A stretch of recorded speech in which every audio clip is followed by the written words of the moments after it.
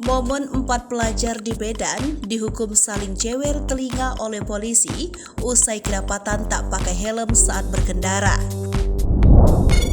4 pelajar yang berkendara di Jalan Sisingamaraja Medan atau tepatnya di Simpang Uisu Medan diberhentikan oleh personel Polsek Medan Kota lantaran melanggar peraturan lalu lintas. Keempatnya diketahui tak mengenakan helm membuat mereka harus menerima hukuman. Seperti terlihat dalam potret yang diunggah oleh akun Instagram TKP Medan, tampak keempatnya diberikan hukuman saling menjewer karena mendapatkan tak mengenakan helm. 4 pelajar yang terdiri dari 2 pria dan 2 wanita itu langsung menjalani hukuman di tempat dan disaksikan langsung oleh polisi bernama Bribka Juanda hingga menjadi pusat perhatian pengendara lainnya.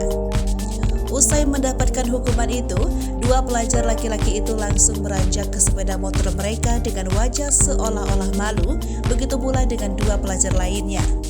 Tak lupa, Bribka Juanda juga berpesan agar keempatnya tak lagi mengulang perbuatan yang sama.